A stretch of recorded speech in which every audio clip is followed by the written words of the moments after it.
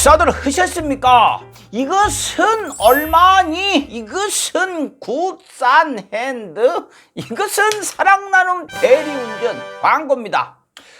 대리운전 어디 쓰십니까? 쓰시는 데 있으시면 그냥 쓰시고 따로 부르는 데가 없거나 대기업 대리운전 쓰신다면 사회에도 이익이 가고 본인한테도 이득이 되는 사랑 나눔 대리운전 어떠십니까?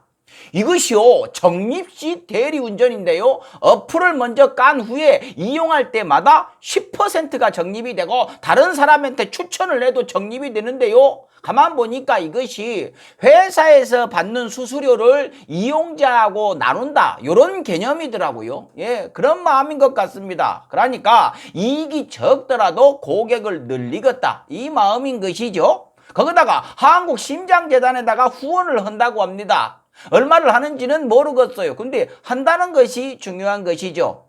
혹시나 싶어가지고요, 저희 와이프님이 2달 동안 잠복 사용을 해봤습니다. 된답니다. 잘 된답니다. 적립금이요 출금도 된다고 합니다. 그걸로 돼지곱창 사 먹었습니다. 대리운전 회사는요 중개 역할을 하는 것이고 기사님들은 다 똑같다는 거 아시죠? 댓글창 저희 맨 위에 댓글창 맨 위에 올려놓을 테니까 거기 클릭하셔가지고 들어가서 살펴보시면 되겠습니다. 사랑 나눔 대리운전, 대리 이용하면서 힘든 이웃에게 본의 아니게 사랑도 나누시고 적립금도 푸짐하게 받으십시오. 사랑 나눔 대리운전 댓글창 링크 클릭, 광고 끝. 럭셔리 칼럼 시작하겠습니다. 이순신 장군이 모함을 받고 백의종군을 하셨었죠. 공격을 하라고 했는데 안 했다 뭐다 뭐 하지만요, 진짜 이유는 높은 분들이 보시기에 눈꼴 시려서 그런 것이죠. 마음대로 못하니까, 손바닥 안 비비니까, 백성들이 따르니까. 엊그제 민주당 경선 토론에서요 비슷한 모습을 봤습니다.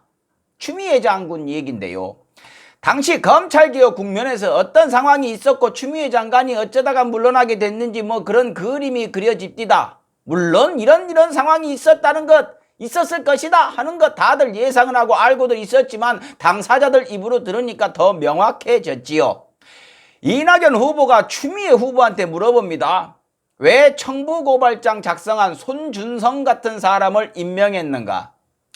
궁금해서 물어보는 것이 아니고요, 훈계하듯이 나무라는 느낌이었어요. 구독 이래도 되는 겁니까?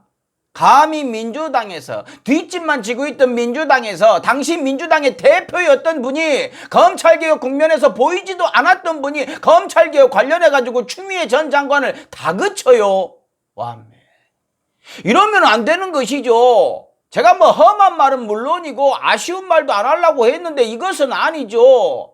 할 말이 있고 해서는 안 되는 말이 있고 입에 담았다가는 상욕을 면치 못하는 말이 있죠. 그 말은요 3번째 경우에 해당합니다.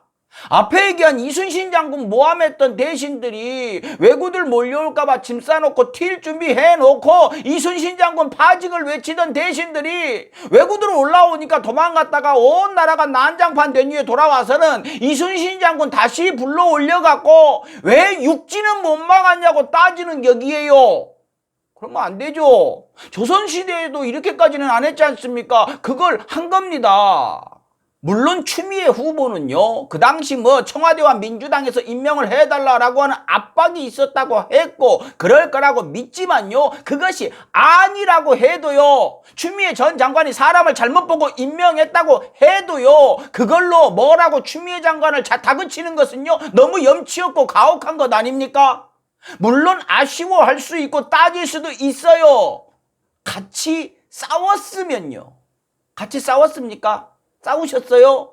본인은 열심히 싸웠다고 하시니까 그렇게 생각하시면 되고 저는요 그렇게 생각하지 않습니다. 추미애 장관 혼자 싸우는데 편 들어주시는 거 못 봤어요. 편 들어주시는 듯 하면서도 항상 아쉽다 하셨어요. 추미애 장관이 아쉬웠는지 검찰개혁 밀어붙이는 것이 아쉬웠는지 아무튼 아쉽다 하셨습니다. 항상 두루뭉술하셨어요. 단호했던 모습도 있죠. 조국 전 장관한테 전 빚이 없습니다 라고 하실 때 매우 단호하셨어요. 추미애 전 장관한테 그런 질문할 수 있는 민주당 사람이요 몇 명 없습니다. 같이 비 맞고 비도 아니죠. 몽둥이 맞고 화살 맞고 멍석말이 당하고 등 뒤에서 꽂히는 칼까지 맞고 했던 그 몇 명만이 그런 질문할 수 있다고 생각합니다. 그러나 그들은 그런 질문 안 하죠. 얼마나 힘들게 싸웠는지 아니까, 얼마나 아픈지 아니까 그런 말 안 하죠. 한 명은 해요. 김종민 의원이요. 그분은 그런 말할 자격이 있습니다. 예, 고생했습니다. 뭐 속마음이 당시건 지금이건 어땠건 모르겠는데요. 지금 와서 보니까 이상하긴 하지만요. 그런 말 할 자격이 있을 정도로 노력했습니다. 근데 김종민 의원님 더는 안 하셨으면 좋겠습니다. 까방권 이미 사라졌으니까요. 전요, 이낙연 후보가 그 질문하고 추미애 후보가 반론을 할 때, 박용진 후보가 누가 도대체 민주당 청와대에서 방해를 했느냐는 질문을 할 때 추미애 후보가 울컥해서 말을 하는데요. 우리 안에 반개혁 세력이 있다고 늘 그러셔서 좀 무슨 말씀인가 그랬는데 진짜로 그러네요. 이제 이해하시겠어요? 심각하네. 제가 얼마나 힘들었는지 이해하시겠어요? 이런 분들이 누군지 저는 지금 용기 있게 이렇게 이해하실 필요 있다고 왈칵 봐요. 눈물이 나려고 하는데 이제서 이해하시겠어요? 그때 댓글창을 보고 충격을 받아버렸습니다. 사실 이 얘기 시작한 것도요, 충격적인 댓글창 때문입니다. 추미애 후보를요, 조롱을 합니다. 추미애 하면서 낄낄거립니다. 애미야 추하다. 네가 뭘 했는데. 닥쳐. 꺼져. 추미애 후보가 얼마나 힘들었는지 아시겠어요? 하면서 울컥하니까 춥지 않아. 연기하지 마. 쇼하고 있네. 운다 울어. 크크크크크. 이 X를 하고 있습니다. 상욕은 뺀 게 이 정도예요. 극우 중에 상극우들인 줄 알았습니다. 근데 글 쓰는 아이디들을 살펴보니까요, 민주당 후보 지지자들이에요. 그 중엔 분명 극우가 바람잡는 게 있을 거라고 저는 생각을 합니다. 그렇게 생각을 하랍니다. 왜? 그렇게라도 생각을 해야 충격이 덜하니까요. 그렇게 생각하랍니다. 민주당 지지자라고 주장하는 것들도 있겠죠. 아니, 분명히 본인은 그렇다고 생각하고 그런 줄로 알고 있을 겁니다. 자, 그럼 한번 물어봅시다. 추미애 전 장관한테 상욕 시전하는 당신들은 민주당 지지하는데 검찰개혁엔 별 생각 없으신 거죠? 검찰개혁 앞장섰던 사람들이 개혁 못했으니까 조롱하는 거죠? 누구 때문에 못했는지는 상관없이 못했으니까 조롱하는 거죠? 니들이 뭐 했냐고? 민주당 지지자지만 검찰개혁이고 뭐고 자기가 미는 후보한테 반대 의견 내는 사람한테는 아무렇게나 상욕하고 혐오하는 글들 날리는 거죠. 그들이 만든 말 가져다가 공격을 하는 것이죠. 그래서 당신의 이름이 똥파리인 겁니다.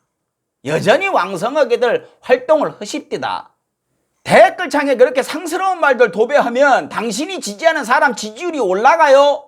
당신들이 무서운 말로 상대편 윽박지르면서 지지했던 사람들이요, 몇 명이나 이겼습니까? 왜 그렇게 상욕들을 놓으세요? 그게 맞아요? 옳아요? 같은 민주당 사람들을 그렇게 추한 말로 씹어대면서 당신들을 이해해 주기를 바랍니까? 당신들이 왜 민주진영에서 일배 취급받으면서 조롱거리가 됐는지 모르세요? 모르니까 아직도 저러고들 계시겠죠. 그거요, 그렇게 하는 거요, 본인이 지지하는 후보에 전혀 도움 안 됩니다. 그래서 자꾸 지는 거예요. 본인들 생각대로 안 되면 또 국민의힘 지지하겠다고 소리들 지르겠죠. 예, 제발 그렇게 해 주십시오. 국힘당 후보 편에 서갖고요, 지금 하듯이 똑같이만 해 주십시오. 그러면 민주당 이깁니다. 꼭 좀 부탁드리겠습니다. 좋아요. 조선일보는 민주당 경선에서 손을 떼십시오. 조선일보는 민주당 경선과 대한민국 대통령 선거에서 손을 떼세요. 이재명 지사가 조선일보에 일가를 했죠. 대장동 개발 사업 의혹을 갖다가 조선일보가 헤드라인에 떡 걸어놓고 띄우고 있습니다. 이것이 뭔 의혹인고 하니요, 제 수준에서 쉽게 설명을 하면은요, 성남시장 시절에 민간에 넘어갔던 황금알 낳는 대장동 개발 사업을 성남시 공공사업으로 끌어와가지고 5,500억이 넘는 돈을 벌어갖고 성남 시민을 위해서 썼는데, 그 공공사업에 참여했던 업체가 이재명 지사와 관련된 것 같다. 관련됐다가 아니고 관련된 것 같다. 이거죠. 증거? 있어요. 그 업체 대표가 기자였었는데 이재명 지사를 인터뷰한 적이 있대요. 그게 증거랍니다. 또 있습니다. 그 대표가요, 이재명 지사의 사법연수원 동기하고 골프를 친 적이 있대요. 이재명 지사가 아니고 사법연수원 동기랑 골프를 쳤으니까 이재명이랑 연관이 있대요. 예끼요,